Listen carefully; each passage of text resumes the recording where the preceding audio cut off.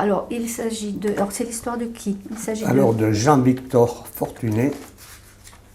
Jean-Victor Fortuné. Fortuné, comme ça se prononce. Oui, et Malraux. M-A-L-R-O. Ça, c'est pardon, c'est le nom qui continue? Ah, c'est le nom de famille après, voilà. Oui. Jean-Victor Fortuné. Ah oui, Fortuné, c'est toujours le prénom. Oui. D'accord. À quelle date il a été mobilisé? Au 14, oui. Il venait de terminer son service militaire qui avait duré 4 ans. Mobilisé donc en août. Oui. Je l'ai incorporé. Ah, le 15, non, là aussi c'était rappelé à l'activité le 3 août. Le 3 août. Ouais. Après avoir passé 4 ans de service militaire. Et prisonnier de guerre à la fin. Je vous écoute. Qui était cette personne par rapport à vous? C'était mon grand-père maternel, enfin du côté de ma mère. Ouais. D'accord, maternelle. Et que j'ai connu jusqu'à qu'il décède en 1950. Qu'est-ce que je peux rajouter? Voilà. Il était très discret sur la période. Le lieu de naissance, pardon. Oh, attendez que je ne me trompe pas. Je crois bien que c'est à Dégagnac. Dégagnac, c'est dans le Lot. Né, sa date de naissance, vous l'avez? 1er juin 1883. Donc alors, à quel endroit il a fait la guerre? Il était à Reims, il était en Champagne, mais comme il était très discret, il voulait.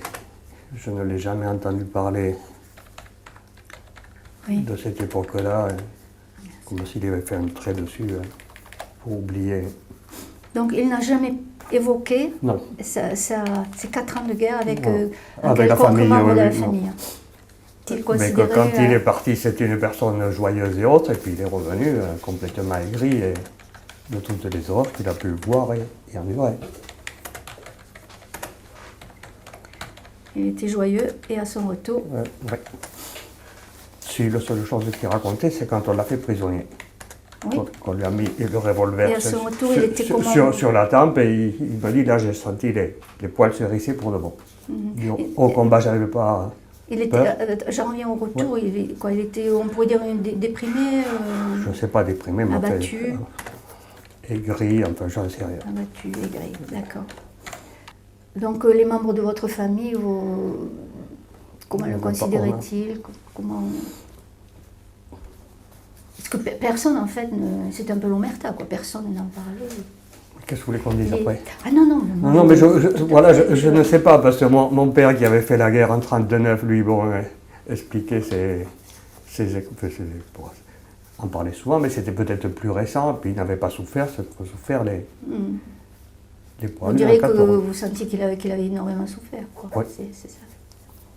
Donc vous n'avez pas en fait trop d'éléments sur ce qu'il a vécu pendant la guerre, puisqu'il n'a pas parlé.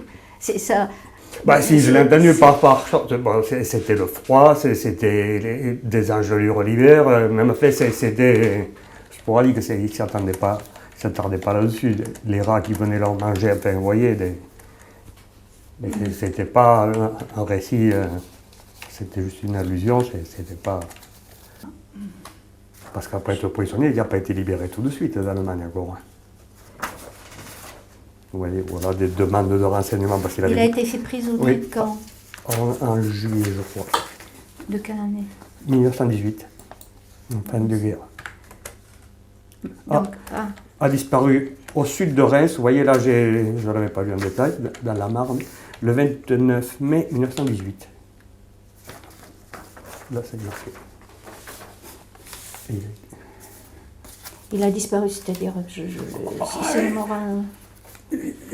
Ses collègues ne savaient pas s'il était mort, blessé ou fait prisonnier. J'ai d'autres correspondances. On informe ma grand-mère qu'il a été porté disparu sur le plateau de. Je ne sais pas comment, dans la Marne. Là, ensuite, c'est de la correspondance quand il était prisonnier. Vous voyez, les cartes préimprimées de l'armée allemande. Mais celle-là, c'est la première, où il annonce qu'il est prisonnier de guerre. Après les autres, déjà, c'est... Juin 18. Oui, c'était déjà plus rassurant après. Déjà, il risquait moins en étant prisonnier que sur la ligne de front.